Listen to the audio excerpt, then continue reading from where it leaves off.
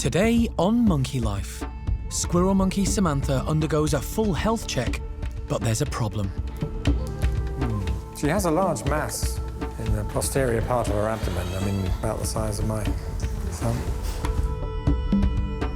Over at the Orangs, it's all change. It's time for Kai to go. I'm gonna miss him a lot because I've been working with him most of the time. He is growing up and the nurseries is not the place for him. And it's gone bananas at the Capuchins.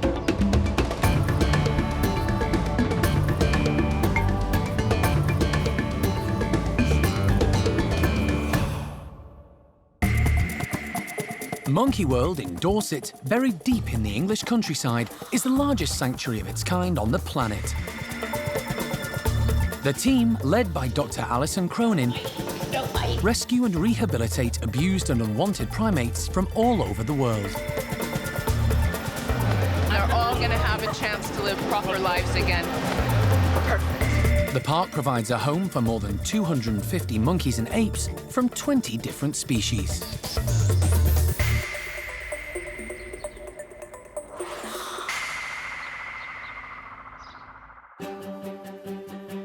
For the park's care team, keeping an eye on the health and welfare of so many different primates is a full-on job, especially considering the tragic background of some individuals. Each of the 20 species has their own dietary requirements, and many of the animals need daily supplements and vitamins. Each individual is closely monitored. Over the last few months, the team has been regularly checking elderly squirrel monkey Samantha. She's lost a lot of weight, and they want to get to the bottom of what's causing it. Oh, OK, let's go and get Samantha and then start from there. Yeah. Specialist wildlife vet John Lewis has been called in to investigate. Well, we're going to start the morning looking at an old squirrel monkey. She's an old girl, and she's just losing weight very slowly, no obvious reason. So we're going to anaesthetise her, examine her, take blood samples from her to see if we can identify why. And it's every chance it's old age, but nonetheless we should rule out anything more sinister or anything we can actually treat. Samantha was rescued from West Sussex in 2009, where she was living in appalling conditions in a caravan on a run-down farm. She was estimated to be 14 years of age at the time. She's quite a character, and at times can be a little feisty. And although she gets on well with the park's other 4 squirrel monkeys, she's low ranking. Now in her early 20s, she's the old lady of the group. Samantha's been brought from her enclosure to the park's hospital so John can examine her. But first, she needs to be anaesthetised, and for that, they need the help of the primate care staff and Jeremy.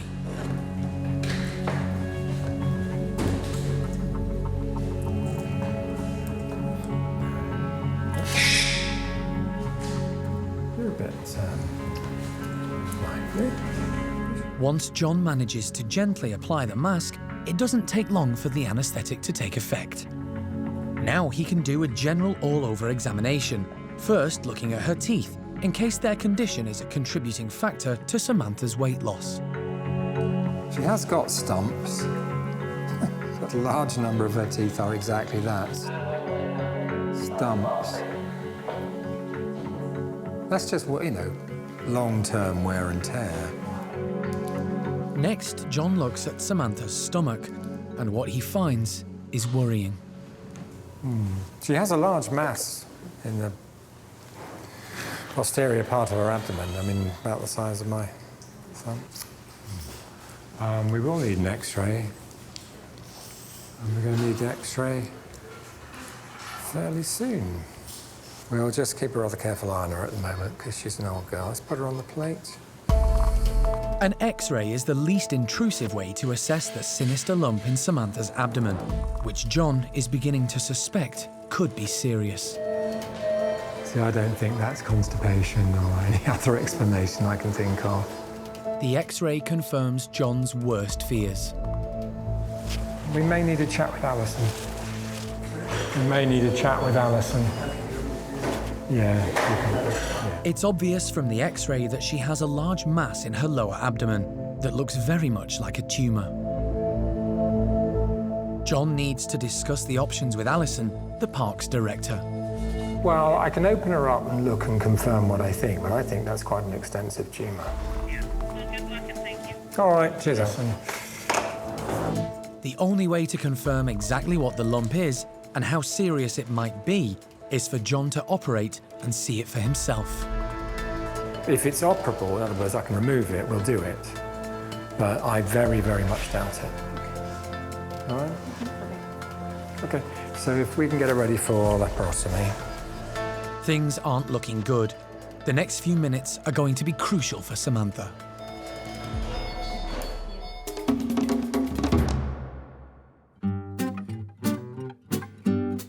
It's a sunny summer's afternoon, and at the Stumpy enclosure, some of the park's less lively residents are about to have lunch. Today we're down at the Stumptown Macaque House and we're giving them corn on the cob stalks. Come on, everyone! All the primates actually really quite like corn on the cob, and because it's like this, they have to work a bit harder, they have to manipulate the food as opposed to just being given an already stripped corn on the cob. It's a bit more interesting for them. The Stumpies are curious to see what's on offer and head in Karen's direction. Hey, Don! Coming over? But they're not known for their turn of speed or for challenging their leader when it comes to food. The hierarchy at the top is very secure. Sam is our dominant male, and Kelly is his number 2, his dominant female, and then Noreen is number 3. Then we have Sylvie and Charlie, who place 4 and 5. 6 and 7 are John and Maureen. And then right down at the bottom is lovely Flo. Flo's the newest in, but actually the oldest Stumpy we have. And I don't think she really cares about being higher up in the hierarchy. She's quite content. Flo, on this one. Bloop. Flo is a relative newcomer to the group and the lowest ranking, so Karen keeps a special eye on her to make sure she gets enough to eat. The higher up the ranking, the better the access to food, and top female Kelly has choice pickings, but she's gone for the leafy stalk. To make sure all the Stumpies get their fair share, Karen has spread corn all around the enclosure, and every individual soon finds a sample and tucks in. Jonathan tackles a whole cob, while Noreen decides she'd like a takeaway. The actual corn is the tastiest bit, so they will eat that bit first. They don't tend to eat the stalk, but they will eat pretty much everything else. If we leave this in here for the rest of the day, we'll come back and it'll be pretty much gone. They make the most of anything. Stumpies are notoriously greedy, particularly this group. Most of the Stumpies are former laboratory monkeys and lived very inactive lives in small cages before coming to the park. Now, with a healthy diet, they're in much better shape, but their baggy bellies are a reminder of their previous lives. Today, just as Karen predicted, they chow down on the corn until every last morsel is munched. They've all come out, they've all had some, which has been great. I think they've all enjoyed it, and it's a bit of a mess in there to clean up later.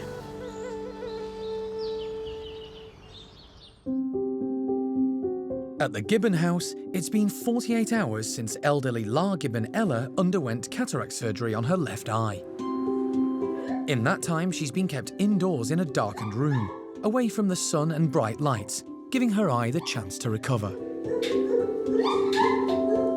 Hello. Staff have been monitoring her carefully. It's only been 2 days, but already they've noticed a remarkable change in Ella. Ella's eyesight is definitely way better than it was. We can see an instant improvement in her. So previous to the operation, over the last month or two, her eyesight has been very, very poor. So when we've tried to hand her perhaps a food item, you would see her hand kind of just waving around. It wouldn't go directly to your hand. But this morning, even something as small as a raisin you're offering, and she's going straight to it. It's an amazing transformation. And Ella's doing so well, Kat's decided she can go outside for the first time. It's a cloudy day, perfect conditions to test out her new eyesight.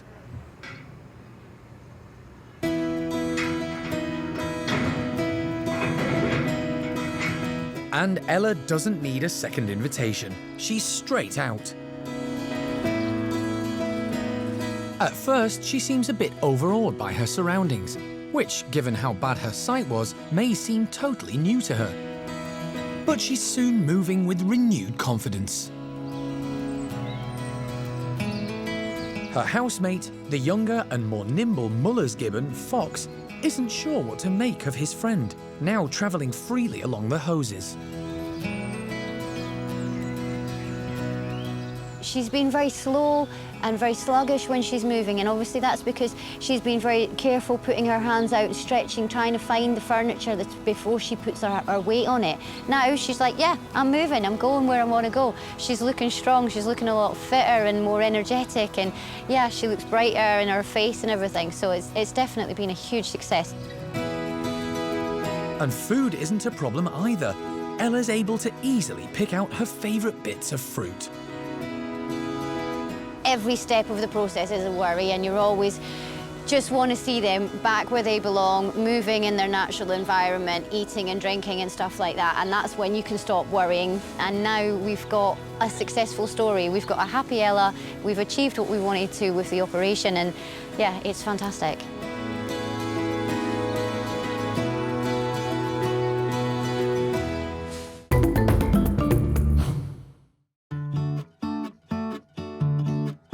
Some of the primate care team are on their way to deliver an unusual treat to the orang nursery. They've got arms full of browse and buckets of jackfruit to distribute around the enclosure. Jackfruit is the largest tree-borne fruit in the world, and wild orangutans would regularly find it in their forest home. It's one of their favourite foods. To make life more interesting, the care team are concealing the chopped-up fruit. This helps encourage natural climbing behaviour and keeps the park's orangs active. If you scatter it everywhere like that, they're just so excited. They will climbing around from pole to pole, and then, oh, gonna eat browse first, and then they didn't realize that they find jackfruit, and then they're gonna look around. Oh, is there another jackfruit there? It's just try to make it like they are actually foraging. With everything in place, the orangutans head out. Xiao Kuai and her 3 offspring, Kai, Jin and Awan, go straight to the mouth-watering delights. Mum Xiao Kuai is loving the exotic fruit. There's plenty for everyone, and they split up to get the goodies. But leaves just aren't as delicious as jackfruit.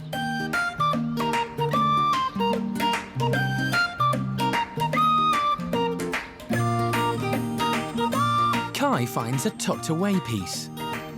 It's the first time he's had the fruit, and he gives it a good sniff to check it's okay, before deciding this is a real treat. He's the reason the group are getting this delicacy. He doesn't know it, but today is his last day at the park, and that's why the care staff have provided this special treat. Kai was born at the park to Mum Xiao Kuai, but he's now 11 years old and gaining maturity. He can't go on living with his mum and siblings. Instead, he needs to lead his own gang of girls, and that's why tomorrow he'll be heading to Spain to start a new group of his own. And 2 of the park's young females, Jolie and Linga, will be going with him. They're currently living in a neighbouring group. As it's their last day too, they're also enjoying a bit of a treat. Instead of jackfruit, they're having ice lollies. And Linga licks up every last drop. But for now, they're all totally unaware of the big trip ahead. And back at Kai's group, he's getting to spend quality time with his family, enjoying the special fruit delivery. His sister Awan is sure there's something hidden in the feeder and is determined to get it, as she's the only one with a small enough hand. Jin, the middle sibling, hoovers up on the ground. And Awan's determination pays off, and she gets a little reward. They've been a happy trio, and there's no doubt they'll miss Kai. But they're not the only ones. I'm gonna miss him a lot, because I've been working with him most of the time. it's time for Kai to go, and even if like Jean, Sal, Kwai, Mum, and Awan gonna be sort of upset, but you know, we're looking at the positive thing that he is growing up male and he's 11 years old, and this is not the place. The nurseries is not the place for him. Kai is a great favourite, but in the wild he would already be living an independent life, so it's time for him to go. And a new and exciting future awaits him in Spain.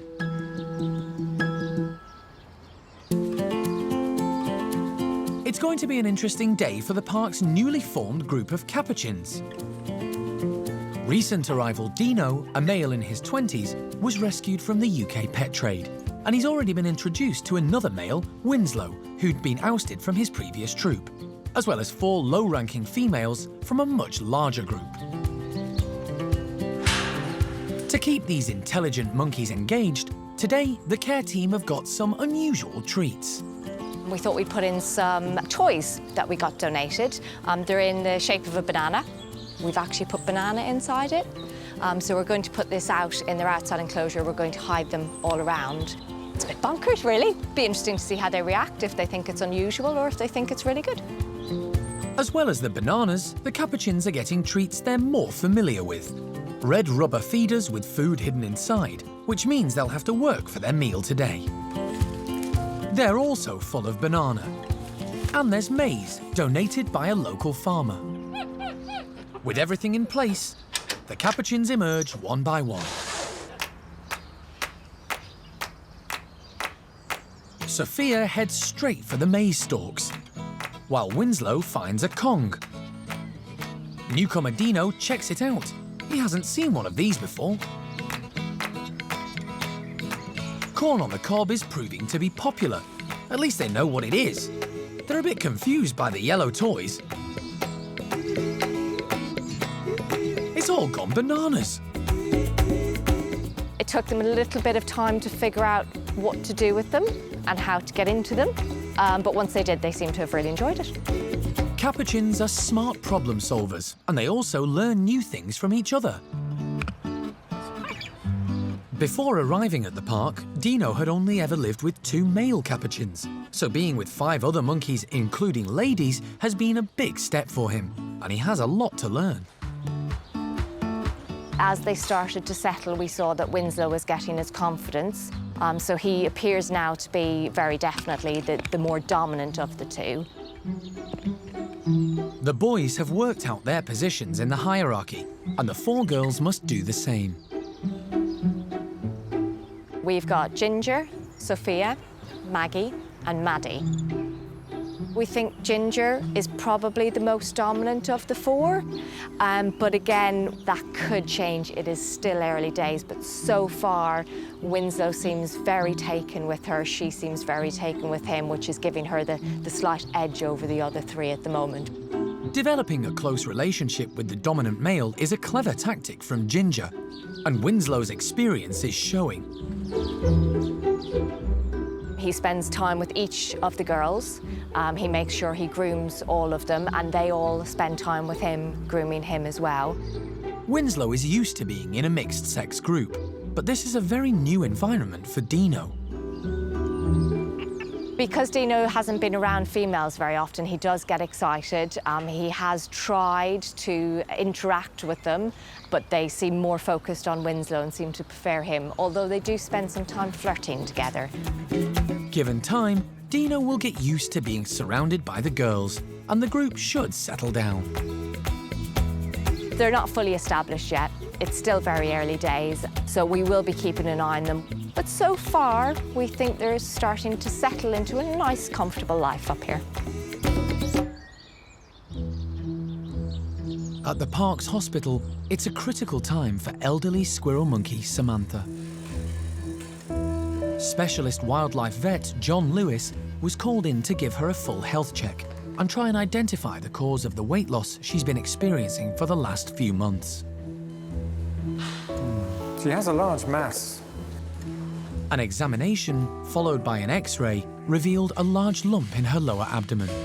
John's pretty sure it's a tumour. not unexpected. Animals losing weight like that, yes, that can be a result of just old age or something slowly progressive like a tumour. John has consulted with park director Alison and they've agreed he should operate to see if he can save Samantha's life. Wow. Oh, there's the mass.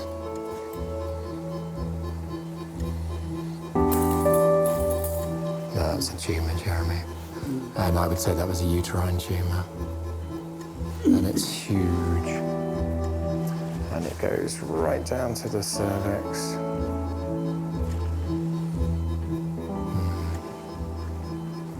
And beyond. I think you should put it down. The tumour is so large, it's inoperable. John is left with very little choice. It's probably originating in the uterus, but it's going so far back and involving other tissues that it's not a surgical proposition. Or if we chop half of it out, it'll just come back and you're going to have to put it through a lot of surgical discomfort, follow-up discomfort, and then have the tumour regrow. That's not good welfare in our opinion. Not good. With surgery not a realistic option, the kindest and most humane thing to do is put Samantha to sleep. It's not an easy decision, and it's hard for the care team. Obviously, it's really emotional. As somebody that's worked with her for quite a while now, I've spent a lot of time with her. Kind of realising that there was going to be nothing more that we could do and that we were going to lose her it's really upsetting, because obviously you love your animals that you work with and you don't want anything to happen to them. It's heartbreaking when it happens. There was nothing more we could have done for her, and at the end of the day, at least she's out of pain now.